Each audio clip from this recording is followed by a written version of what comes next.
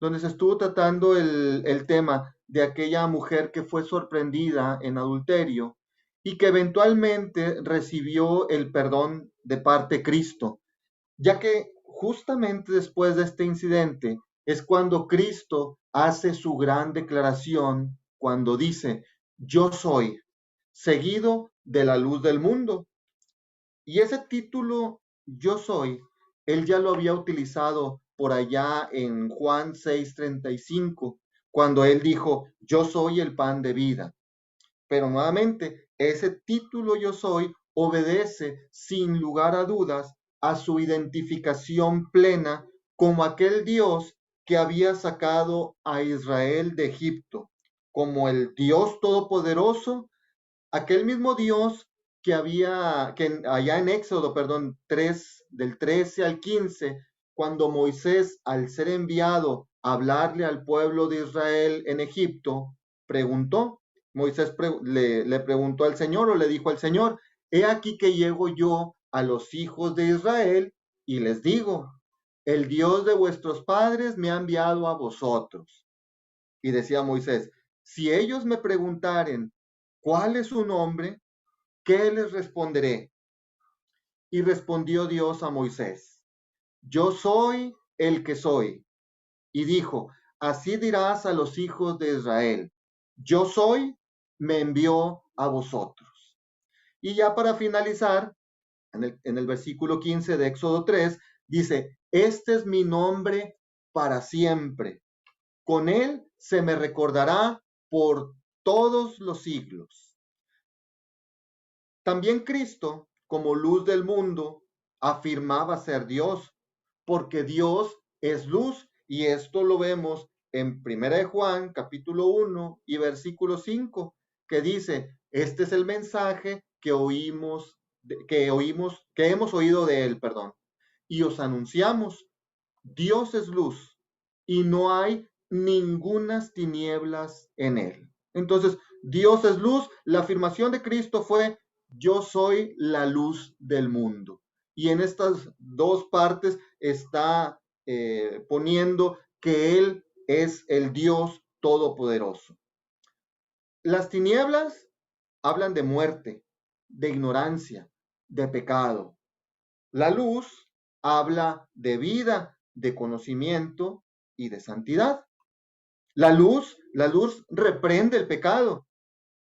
En Juan 3:20 dice, porque todo aquel que hace lo malo aborrece la luz y no viene a la luz para que sus obras no sean reprendidas. ¿Sí? Este pasaje de Juan 3:20 también lo pudiéramos cambiar la palabra luz por Jesús. Jesús dijo, yo soy la luz, y pudiéramos decir, porque todo aquel que hace lo malo aborrece a Jesús y no viene a Jesús para que sus obras no sean reprendidas. Pero la contraparte de esto lo encontramos en el versículo siguiente de Juan 3:21, que dice, mas el que practica la verdad viene a la luz para que sea manifiesto que sus obras son hechas en Dios. Entonces el que practica la verdad viene a Jesús. ¿Y por qué viene a Jesús? Pues para que sea manifiesto que lo que esta persona hace, este creyente hace, no lo hace él por sí mismo, sino es Cristo en mí, como decía el apóstol Pablo. Vamos al versículo 13 de Juan capítulo 8. Entonces los fariseos le dijeron, tú das testimonio acerca de ti mismo. Tu testimonio no es verdadero. En el capítulo 5 del Evangelio de Juan, Jesús ya había tratado este tema con los judíos, donde les había manifestado que su testimonio de sí mismo, aunque sí era verdadero, no era válido como una evidencia legal por efectos de la ley. Pero lo que hacía verdadero su testimonio, y nuevamente para efectos legales, y por ende también lo confirmaba, era que él tenía una serie de testigos. Y fue lo que los fue mencionando en ese capítulo 5. Vamos a hablar ahorita acerca de algunos de ellos. El primer testigo que menciona Jesús era Juan el Bautista. En Juan 5:33 dice, vosotros enviasteis mensajeros a Juan y él dio testimonio de la verdad. Entonces, ahí va un testigo de Cristo acerca de su testimonio o de lo que él era propiamente. Otro testigo eran sus obras o milagros que él hacía. En Juan 5:36, dice, mas yo tengo mayor testimonio que el de Juan, porque las obras que el Padre me dio para que cumpliese, las mismas obras que yo hago, dan testimonio de mí, que el Padre me ha enviado. Entonces, las obras también daban testimonio acerca de Jesús, ¿sí? Y también hablaban de que el Padre le había enviado. Otro testigo es la primera persona de la Trinidad, el Padre. En Juan 5:37 dice, también el Padre que me envió ha dado testimonio de mí. Nunca habéis oído su voz, ni habéis visto su aspecto. El Padre también había dejado su testimonio de Jesucristo. Otro testigo, las Sagradas Escrituras. En Juan 5:39 dice, escudriñad las Escrituras, porque a vosotros os parece que en ellas tenéis la vida eterna, y ellas son las que dan testimonio de mí. Todas las Sagradas Escrituras hablan de Jesucristo, ¿sí? En este caso, en Juan 5:39, se refería a las del Antiguo Testamento, obviamente, porque el Nuevo Testamento apenas era historia en curso. Pero una vez que se escribió, pues nos damos cuenta de que tanto el Antiguo como el Nuevo Testamento hablan de Jesús, dan testimonio de Jesús. Y un quinto testigo que menciona por aquí en el capítulo 5 de Juan es Moisés. En Juan 5:46 dice, porque si creyeseis a Moisés, me creeríais a mí, porque de mí escribió él. Entonces, al menos en este capítulo 5 ya les había mencionado acerca de 5 testigos que validaban la veracidad del testimonio de Jesús. Y nuevamente, esto para efectos legales era totalmente acepto. Versículo 14 de Juan capítulo 8. Respondió Jesús y les dijo, aunque yo doy testimonio acerca de mí mismo, mi testimonio es verdadero, porque sé de dónde he venido y a dónde voy. Pero vosotros no sabéis de dónde vengo ni a dónde voy. El problema con la gente en general para aceptar el testimonio de Jesús estaba relacionado o está relacionado con su falta de espiritualidad. Es decir, en este caso los judíos, ellos conocían lo que Dios decía, pero no lo que Dios enseñaba relacionado con el Mesías. Por lo tanto, no podían entender que Jesús venía de Dios el Padre y que eventualmente volvería a él. Los científicos han tratado de explicar en cierta manera la procedencia de la raza humana, pero la realidad es que ninguno de ellos estuvo ahí para constatar ese hecho de lo que están hablando, de tal modo que esa explicación se vuelve pues un tanto especulativa y se asemeja más a una ideología filosófica que a un hecho científicamente comprobable, ¿sí? En el caso de Jesús no es así. Sus credenciales divinas vistas en el cumplimiento cabal de las Sagradas Escrituras autentican la veracidad de sus dichos, así como de su procedencia, cuando él decía, yo vengo del Padre. Versículos 15 y 16 de Juan capítulo 8. Vosotros juzgáis según la carne, yo no juzgo a nadie. Y si yo juzgo, mi juicio es verdadero, porque no sois yo solo, sino yo y el que me envió, el Padre. Aquí vemos un contraste entre Dios y los hombres, entre lo espiritual y lo terrenal, donde el mundo en general emite siempre un juicio en base a una parcialidad de las cosas o de los hechos. Es decir, generalmente nos dejamos llevar por uno de los principales sentidos que tenemos, que es la vista. A veces puede ser por el oído, vamos, ¿sí? Pero generalmente es por la vista. Las limitaciones de la raza humana nos llevan a ver y entender una parcialidad de las cosas, tanto físicas como espirituales. Por ejemplo, ahorita que estamos hablando de Jesús es la luz. Bueno, yo quiero poner un ejemplo en relación a la luz, pero la luz tal y cual la conocemos nosotros. Podríamos dar la siguiente definición de luz. Es una radiación electromagnética y generalmente nos referimos a la que nos es visible. La luz se transmite en forma de ondas cuyo reflejo ilumina superficies, permitiéndonos de esta manera ver objetos y los colores a nuestro alrededor.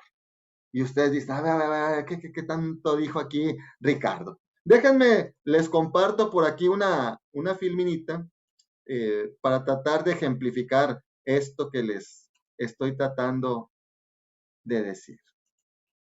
Denme un momentito. Por ahí creo que ya lo están viendo. Y pues bueno, si tratamos a la luz como una radiación como tal, la luz, si aquí lo están viendo, pues solamente abarca una sola parte de todo ese espectro radioeléctrico, solamente abarca una pequeña parte, lo que se conoce como el espectro de luz visible, ¿sí? Durante muchos años, el hombre de toda lo que es el espectro radioeléctrico solamente conocía esto. En la antigüedad no conocían que el Wi-Fi y que las ondas de radio y que las microondas, el infrarrojo. Ahorita nosotros sabemos de él, pero no lo vemos, ¿sí? Lo único que vemos es pues esto que tenemos aquí alrededor lo ilumina la luz o lo que nosotros conocemos comúnmente como luz y esta se refleja sobre los objetos,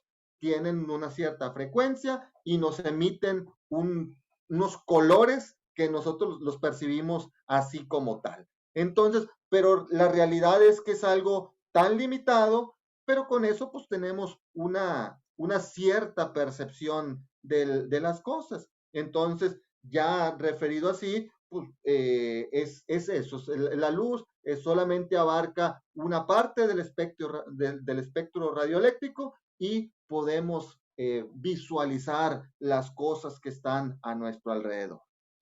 A pesar de nuestro limitante, tanto física como espiritual, Dios también permite que podamos tener un conocimiento suficiente de Él para una toma de decisiones aceptable, sin tener necesidad de ver o conocer todo de Él.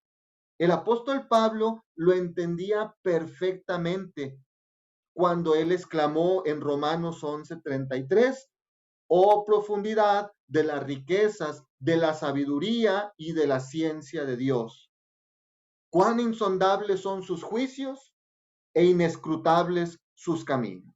Él lo entendía perfectamente que no podía llegar a comprender o a ver todo de Dios, mas sin embargo, él pudo tomar las decisiones adecuadas para vivir una vida entregada totalmente al Señor y poder cumplir con su santa voluntad. En contraste con todos nosotros, Jesús siendo hombre, pero a la misma vez o a la vez el mismísimo Dios omnisciente, es decir, teniendo el conocimiento pleno de todas las cosas, Él es el único que está en condiciones de emitir un juicio completo o totalmente verdadero, ¿sí? Cuando nosotros, el pasaje que habla aquí es que nosotros juzgamos según la carne y dice Jesús, si yo juzgo, mi juicio es verdadero, ¿sí? Entonces, ¿por qué es verdadero? Porque Él sí lo logra ver todo, completo, es un Dios omnisciente.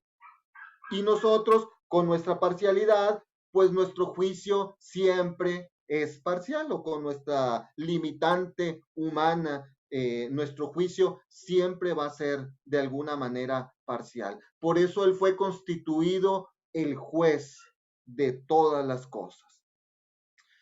Versículos 17 y 18 de Juan capítulo 8.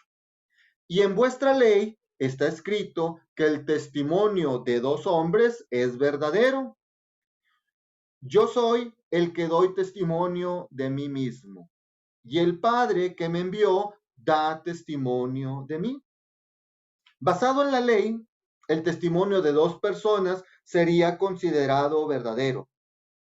Y en el caso de Jesús, era el testimonio del Padre y el testimonio de Jesús mismo. Él tenía un testimonio en sí mismo, ya vimos que las obras, etcétera, etcétera, era el testimonio de dos personas. Versículo 19 de Juan capítulo 8. Ellos le dijeron, ¿dónde está tu Padre? Respondió Jesús, ni a mí me conocéis, ni a mi Padre. Si a mí me conocieseis, también a mi Padre conoceríais. Nuevamente vemos cómo ellos estaban en unas terribles tinieblas espirituales, al grado de no tener entendimiento de dónde se encontraban parados, y también al caer en un desconocimiento total de la relación más básica del hombre con su creador. Ellos estaban como Adán allá en el Edén, cuando después de pecar, el Señor le preguntó, Adán, ¿dónde estás? ¿Y por qué le preguntó esto Dios? Bueno, no era porque el Señor no supiera dónde estaba Adán, sino porque Adán no sabía en dónde estaba en relación con su Dios. ¿Sí? Por causa del pecado, él cayó también en esas tinieblas espirituales. Yo quisiera tratar de explicar esto también y esto ocurrió, digo, también con el pueblo de Israel, pero me gustaría explicarlo con una ilustración. Hace algunos años, en enero del 2004, la sonda Opportunity de la NASA aterrizó con éxito en la superficie de Marte y estuvo operando exitosamente por 14 años, haciendo todos sus experimentos y cosas que tenía que enviar hacia la NASA. Hasta que en junio del 2018, una tormenta de polvo cubrió sus paneles solares, dejando el vehículo sin energía, por lo cual dejó de responder. Y ya ahorita hacían en un sentido figurado, dentro del centro de mando, pues tú podías escuchar, como comúnmente nos lo ponen ahí en las películas. Lo voy a poner así de manera figurada. Opportunity, opportunity. ¿Me copias? Y nomás escuchaba. Y nuevamente, el centro de mando. Opportunity, opportunity. ¿Me copias? Silencio. La NASA tenía la esperanza de que otros vientos descubrieran nuevamente sus paneles y empezara a funcionar, pero esto no ocurrió. Y eventualmente, pues esta gente de la NASA declaró terminada la misión del Opportunity en febrero del 2019. Y aquí nuevamente, en un sentido figurado, es cuando se escuchan aquellas fatídicas palabras. Houston, Houston, lo hemos perdido. Algo muy similar le pasó al pueblo de Israel, ya que ellos estuvieron en la luz del Señor, pero poco a poco se fueron alejando de Jesús, de la luz, y fueron cayendo en tinieblas espirituales, las cuales les desviaron más y más del camino que lleva a Cristo, quedando apartados, lejos, perdidos y confundidos en cuanto a su relación con Dios, de tal manera que no podían reconocer el rostro de su propio padre y no sabían siquiera dónde se encontraban. Ellos le preguntaron, ¿dónde está tu padre? Y ellos no sabían que era su propio padre, ¿sí? En un sentido. Ellos estaban físicamente frente a Cristo, ahí lo tenían, pero debido a las tinieblas en las que se encontraban, no lo podían ver, por lo que necesitaban un encuentro espiritual con Jesús, quien es la luz, como dice Juan 1:5, la luz en las tinieblas resplandece y las tinieblas no prevalecieron contra ella. Entonces, realmente ellos necesitaban ese encuentro espiritual con Jesús para que ellos pudieran volver a ver. El opportunity, ese ya no pueden hacer nada, a menos que manden a alguien hasta allá, hasta Marte, y pues no sé dónde esté, si lo tengan que desempolvar. En el caso de nuestro Señor, hay una esperanza todavía más grande. ¿Por qué? Porque nuestro Dios no solamente es omnisciente, sino también es omnipotente.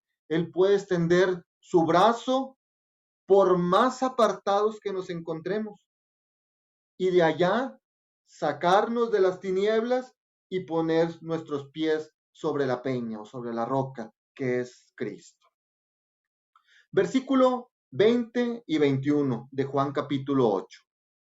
Estas palabras habló Jesús en el lugar de las ofrendas, enseñando en el templo, y nadie le prendió porque aún no había llegado su hora. Otra vez les dijo Jesús, yo me voy y me buscaréis, pero en vuestro pecado moriréis. A donde yo voy, vosotros no podéis venir. Los fariseos habían rechazado la luz que tenían, cayendo en terribles pecados, los cuales les causaron la muerte espiritual, como dice Romanos 6:23, porque la paga del pecado es muerte.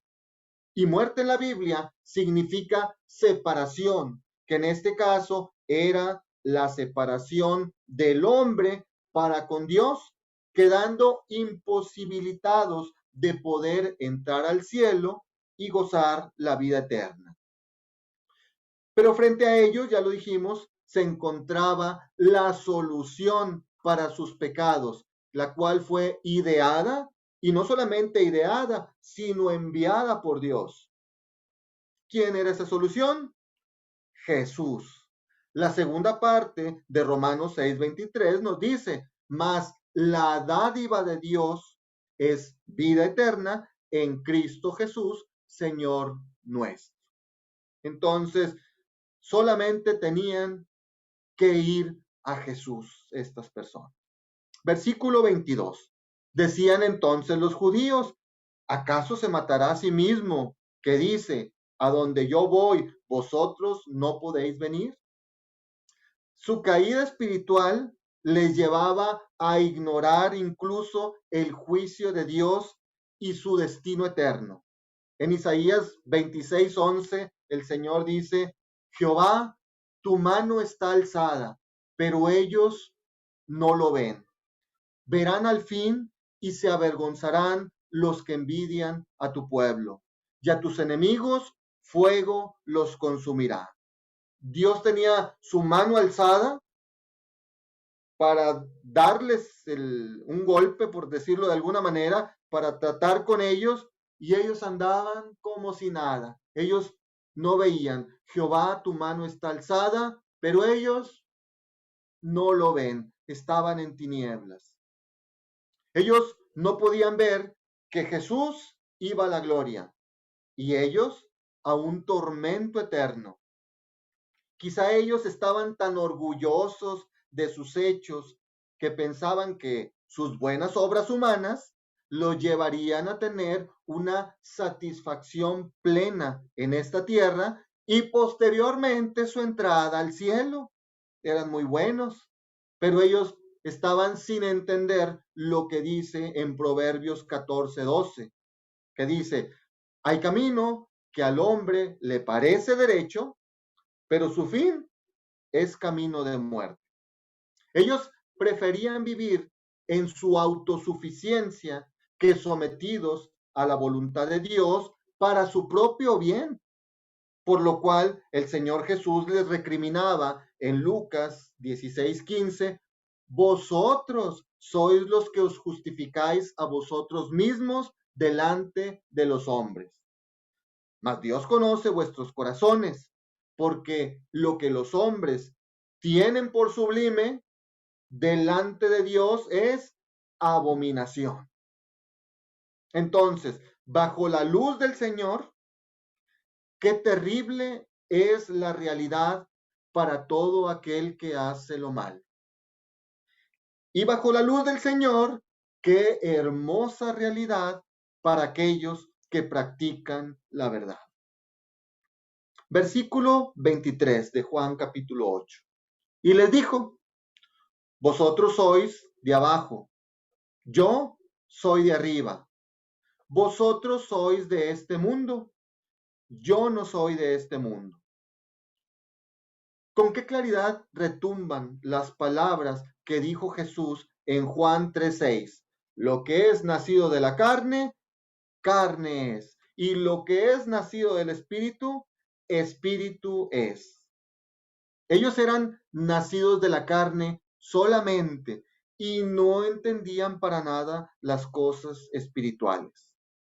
Así de simple. Cristo y los que son de Cristo, espirituales. Los rechazadores de Cristo, terrenales. ¿Sí? O estás en un lado o estás en otro lado. No en un punto medio. No podemos estar en un punto medio. O estamos en Cristo o estamos sin Cristo. Versículo número 24 de Juan capítulo 8. Por eso os dije que moriréis en vuestros pecados, porque si no creéis que yo soy, en vuestros pecados moriréis. Entonces los fariseos tenían una de dos opciones: creer que Jesús era Dios y vivir, o morir en sus pecados, es decir, por causa de ellos. Os dije que moriréis en vuestros pecados, porque si no creéis que yo soy, en vuestros pecados moriréis. ¿Sí? Es una lección que tenemos que tomar todos como creyentes, pero todos como personas. Versículo 25 de Juan capítulo 8. Entonces le dijeron, ¿tú quién eres? Entonces Jesús les dijo, lo que desde el principio os he dicho.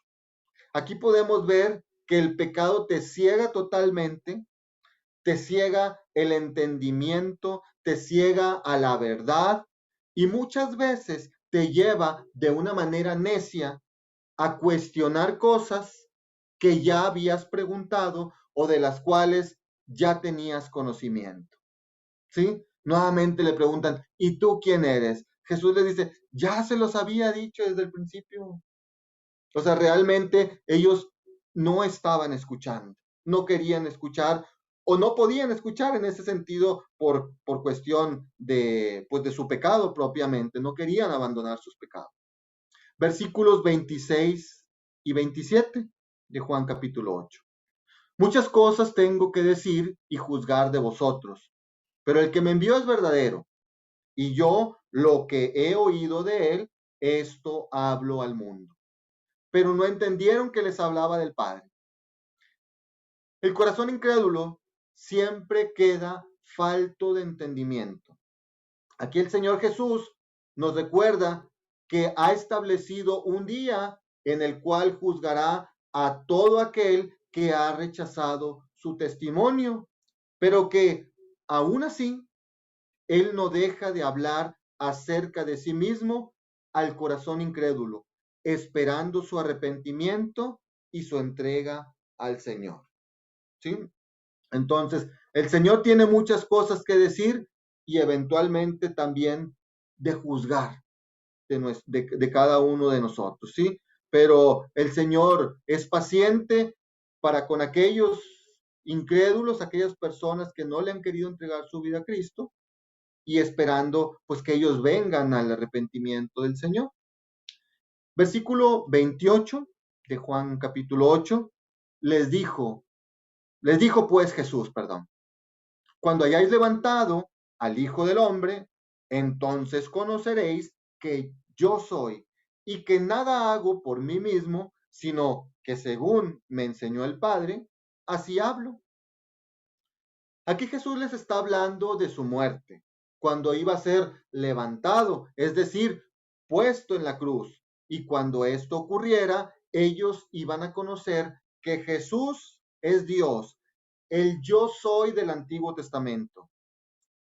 Cuando alguien viene a Jesús con un corazón honesto y dispuesto a creer en su testimonio, conoce o entiende tres cosas importantes.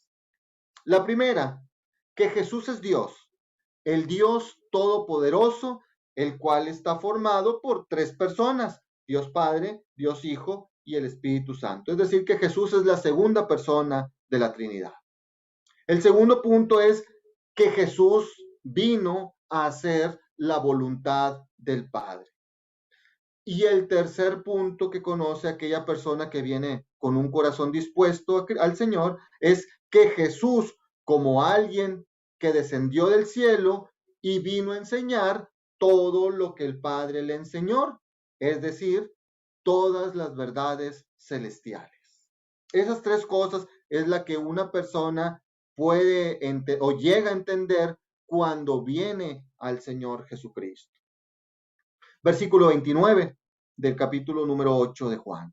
Porque el que me envió conmigo está, no me ha dejado solo el Padre, porque yo hago siempre lo que le agrada. La Divina Trinidad opera siempre de manera conjunta.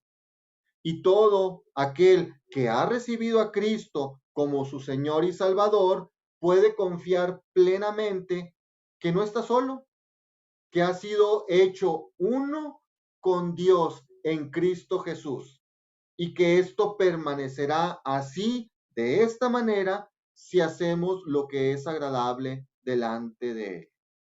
Además, sabemos que después de que Jesús ascendió al cielo, nos fue enviado el Espíritu Santo de la promesa. De aquí podemos obtener un par de principios bíblicos. Que la obediencia siempre trae bendición y la desobediencia siempre traerá juicio. ¿Sí? Eso es algo que está en todas las Sagradas Escrituras y que tenemos que entender. La obediencia siempre trae bendición de parte de Dios y la desobediencia siempre traerá juicio. Un juicio que va a ser ejecutado por Cristo, nuestro juez, y que eventualmente se va a ver independientemente también si somos creyentes o no somos creyentes. Ya hablamos de esto también en el capítulo número 5, los creyentes en el tribunal de Cristo, para dar cuenta de lo que hayamos hecho mientras estábamos en el cuerpo, sea bueno o sea malo, y los incrédulos en el juicio del gran trono blanco, donde no se va a determinar si son salvos o no son salvos, ahí todos no son salvos y eventualmente se van a abrir aquellos libros donde están escritas todas sus obras y se va a mostrar también todo su rechazo que ellos tuvieron hacia la persona de Jesucristo. Y el que no se halló inscrito en el libro de la vida será lanzado al lago de fuego. Versículo 30. Hablando él estas cosas, muchos creyeron en él. Creer en Jesús. Ese siempre ha sido el mismo resultado de aquellos que, como ya también lo mencionamos, con un corazón honesto y dispuesto, escuchan el testimonio que Dios nos ha dado acerca de su Hijo Jesucristo. El anhelo de Jesús es que toda la humanidad escuche de Él, que vengan a Cristo y Él les brinde vida eterna. Si tú en esta tarde que has estado escuchando este mensaje, el Señor ha tocado también tu corazón,